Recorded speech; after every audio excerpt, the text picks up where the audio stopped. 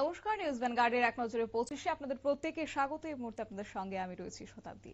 সরকারের অগ্রাধিকার জীবনের প্রতিটি জীবনের সুরক্ষা নিশ্চিত করা এবং সড়ক দুর্ঘটনায় আহতদের দ্রুত সেবার জন্য 16টি জীবন রক্ষাকারী অ্যাম্বুলেন্সের উদ্বোধন করে এই কথাই বললেন মুখ্যমন্ত্রী মানিক সাহা।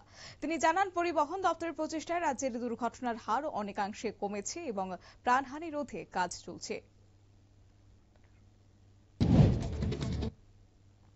পুরাতন আগরতলার ঐতিহ্যবাহী 14 দেবতা পুজোর স্নানযাত্রা আজ অনুষ্ঠিত হল উৎসব মুখর পরিবেশে। অনুষ্ঠানে উপস্থিত এলাকার বিধায়ক রতন চক্রবর্তী ও পশ্চিম জেলা সহকারী জেলা সভাধিপতি বিশ্বজিৎ শীল। আগামী বৃহস্পতিবার খার্চি পুজো ও মেলার উদ্বোধন করবেন মুখ্যমন্ত্রী মানিক সাহা। তেলিয়ামুড়ায় চা বিক্রেতার উপর বকেয়া টাকায় জেরে গরম জল ঢেলে মারাত্মকভাবে জখম করলেন আরেক চা বিক্রেতা। চায়ের দোকানদার জীবন দাসের বিরুদ্ধে অভিযোগ, তিনি বাপন দাস নামের এক ব্যক্তির উপর হঠাৎ গরম জল ছুড়ে দেন। আহত বাপন দাস থানায় মামলা করার প্রস্তুতি নিচ্ছেন। সারা দেশ জুড়ে ভেঙে পড়েছে পঞ্চায়েতি রাজ ব্যবস্থা। এতে সরাসরিভাবে ক্ষতিগ্রস্ত হচ্ছেন দেশের দরিদ্র অংশের গ্রামবাসী। কেন্দ্রীয় পঞ্চায়েতি রাজ মন্ত্রকের তরফে প্রকাশিত সরকারি তথ্য তুলে ধরে এইভাবেই অভিযোগ করল ত্রিপুরা প্রদেশ কংগ্রেস। এই পরিস্থিতির বিবেচনা অবিলম্বে ব্যবস্থার দাবি তুলেছে কংগ্রেস। এসএফআই এর ত্রিপুরা রাজ্য পরামর্শক কমিটির চেয়ারম্যান হিসেবে নিযুক্ত হওয়ার পর প্রথমবার বিভাগীয় কার্যালয় পরিদর্শনে গেলেন সাংসদ রাজীব ভট্টাচার্য।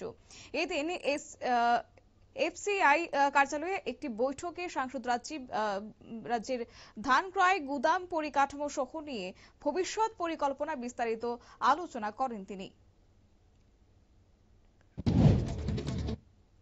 ঝটিকা সফরে সাব্রুমে এসে ঘরোয়া সভায় অংশে মিলিত হয়েছেন প্রদেশ কংগ্রেস সভাপতি আশিস কুমার সাহা। 40 সাব্রুম ও 39 মনু বলকুল বিধানসভার কেন্দ্রে ভবিষ্যতে দলীয় কর্মসূচি নিয়ে আলোচনা হয়েছে সভায়। জলেফা আমতলীর ভেঙে পড়ার কংগ্রেস ভবন পুনর্নির্মাণের কাজ শীঘ্রই শুরু হবে বলে জানিয়েছেন তিনি। চুরাইবাড়ি বন দপ্তরের পৃথক দুটি অভিযানে প্রায় 3 লক্ষ টাকার চোরাই কাঠ, সেগুন কাঠ উদ্ধার করা হয়েছে। একটি পরিত্যক্ত জায়গা ও একটি বাড়ি থেকে মোট প্রায় 270 ফুট কাঠ জব্দ করেছে বনকর্মীরা। বন আইনে মামলা রুজু করে তদন্ত শুরু হয়েছে, যদিও অভিযুক্তদের কেউই এখনো আটক হয়নি।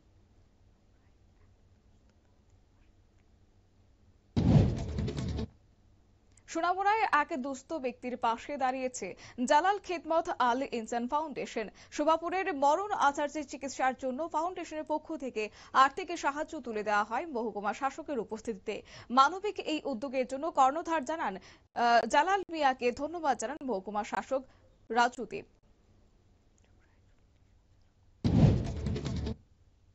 ত্রিপুরায় 40,000 অনিয়মিত চাকুরির কর্মচারী দাবিতে মহাকরণ অভিযান ঘোষণা করল অনিয়মিত কর্মচারী মঞ্চ। 2018 সালের নির্বাচনী প্রতিশ্রুতি পূরণ না করায় বিজেপি সরকারের বিরুদ্ধে ক্ষোভ প্রকাশ করেছেন তারা। 10 বছরের বেশি কর্মকর্তাদের নিয়মিত না করায় প্রতিবাদে নেমেছেন কর্মচারীরা।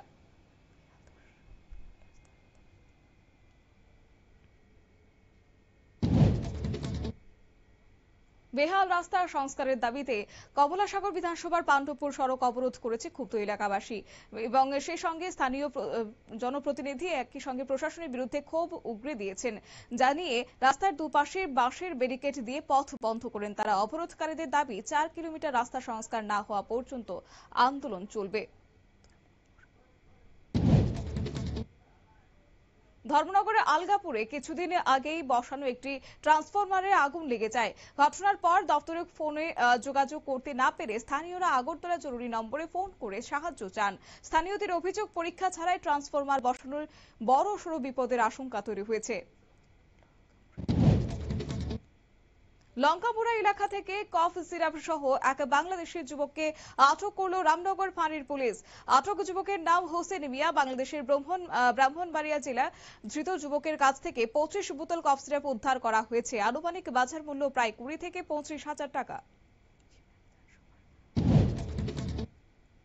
শিবনা বিধানসভার বালুগাং ইংলিশ মিডিয়াম জেবি স্কুলে 3 মাস ধরে বিদ্যুৎবিহীন অবস্থায় থুকছে। বিদ্যুৎ না থাকায় কম্পিউটার নষ্ট হচ্ছে, অকেজো সেখানে গার্ড চালু হচ্ছে না। ছাত্রছাত্রীদের গরমে কষ্ট পাচ্ছে, ছাউনি নষ্ট হয়ে বৃষ্টির জল ক্লাসে ঢুকছে, অথচ বারবার জানিয়েও কর্তৃপক্ষ কোনো ধরনের পদক্ষেপ নেয়নি। বিশ্রামগঞ্জ বাজারের ব্যবসায়ী অমিত দেববর্মাকে দা দিয়ে হামলা করে গুরুতর আহত করেছে এক যুবক। অভিযুক্ত ঠান্ডা রাম দেববর্মার বিরুদ্ধে বিশ্রামগঞ্জ থানায় অভিযোগ দায়ের করেছেন ব্যবসায়ী অমিত দেববর্মা। ব্যবসাগত বিরোধের জেরে এই হামলার ঘটনা ঘটেছে বলে প্রাথমিকভাবে জানা গেছে।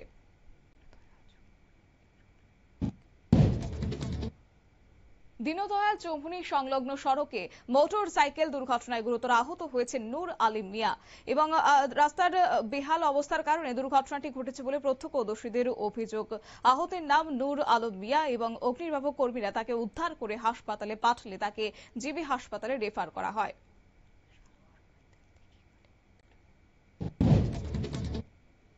বিশালগড়ের বাইতারদিঘি কালী মন্দির ও এইচএস স্কুলের পরপর চুরির ঘটনায় চাঞ্চল্য ছড়িয়েছে এলাকা জুড়ে। মন্দিরের প্রণামী বাক্স এবং স্কুলের মিড ডে মিল ঘর থেকে চুরি করে পালিয়েছে দুষ্কৃতিকারীরা। স্থানীয়দের দাবি, নেশাগ্রস্ত যুবকরাই এইসব চুরির পেছনে জড়িত রয়েছে, তাদের গ্রেপ্তারের দাবি উঠছে। এসটিজিটি 2022-এর পরীক্ষার্থীদের তাদের রেজাল্ট প্রকাশের দাবি নিয়ে সরব হয়েছে। একই সঙ্গে নিয়োগ দাবিতে শিক্ষা দপ্তরের সামনে আবার বিক্ষোভ দেখিয়েছে। অধিকর্তাকে না পেয়ে পরীক্ষার্থীরা পরীক্ষার ফলাফলের বিষয়ে মুখ্যমন্ত্রীর হস্তক্ষেপের দাবি করেছেন। প্রার্থীরা জানান, দীর্ঘদিন ধরে নিয়োগ ঝুলে থাকার ফলে তারা চরম অনিশ্চয়তার মধ্যে রয়েছেন।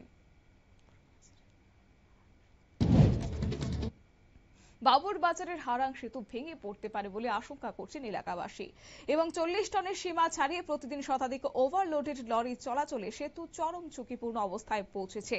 সেতু রক্ষায় আসাম সড়কের হস্তক্ষেপ ও লরি নিয়ন্ত্রণে করা পদক্ষেপের দাবি জানিয়েছেন এলাকাবাসী। সাবরুমের লুধুয়া অঞ্চলে নবনির্মিত পিচ রাস্তা ভারী লরি চলাচলে ভেঙে পড়েছে বলে অভিযোগ। মাত্র 10 টন ওজন বহনযোগ্য রাস্তায় ওএনজিসি 30 থেকে 35 টন ওজনের লরি চালিয়ে রাস্তার ক্ষতি করছে। রাস্তাটি বড় লরি চলাচল বন্ধ করতে স্থানীয়রা এখন নিজেরাই রাস্তা পাহারা দিচ্ছেন।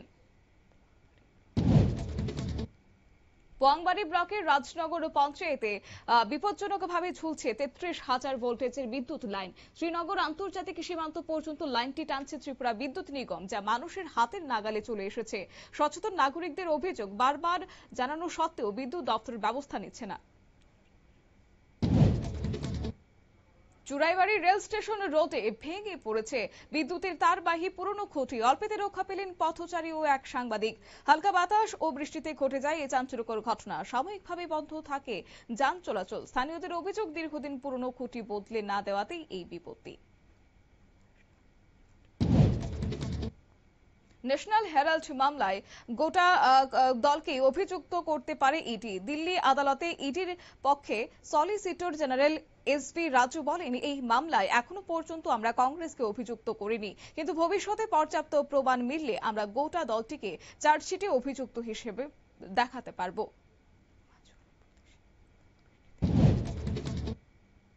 হিমাচল প্রদেশে মেঘ ভাঙা বৃষ্টিতে ধস ও হরপাবানে বুধবার পর্যন্ত 51 জনের মৃত্যু হয়েছে। নিখোঁজ হয়েছেন আরো 22 জন। 20 জুন থেকে টানা বৃষ্টিতে সারা রাজ্যে ধস নেমে ভয়াবহ পরিস্থিতি সৃষ্টি হয়েছে। চলছে উদ্ধার কাজ।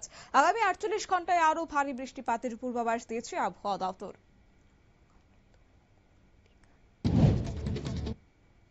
অকাল মৃত্যু, কোভিড টিকার যোগ নেই, স্পষ্ট করল কেন্দ্রীয় স্বাস্থ্য মন্ত্রক ও আইসিএমআর এমস রিপোর্ট। স্বাস্থ্য মন্ত্রকের মতে টিকা সংক্রান্ত দাবি ভিত্তিহীন এবং তা বিভ্রান্তিকর। সাম্প্রতিক কর্ণাটকে একাধিক হৃদরোগে মৃত্যুর ঘটনায় কর্ণাটক মুখ্যমন্ত্রীর মন্তব্যকে ঘিরে জোরালো হয়েছে এই বিতর্ক। সংঘর্ষ বিরতির 1 মাস পর পাকিস্তানি ইউটিউব চ্যানেল ইনস্টাগ্রাম অ্যাকাউন্টের উপর নিষেধাজ্ঞা শিথিল করল কেন্দ্র। স্বরাষ্ট্র মন্ত্রকের সুপারিশে এই ইউটিউব চ্যানেল এবং ইনস্টাগ্রাম অ্যাকাউন্টগুলি আনব্লক করা হলো। পহেলগাম হামলার পর উস্কানিমূলক কন্টেন্টের অভিযোগেই এই অ্যাকাউন্টগুলি বন্ধ করা হয়েছিল। এক নজরে 25 আপাতত এই পর্যন্তই। পরবর্তী আপডেট এবং টকশো দেখার জন্য চোখ রাখুন শুধুমাত্র নিউজ ভ্যানগার্ডের পর্দায়। নমস্কার।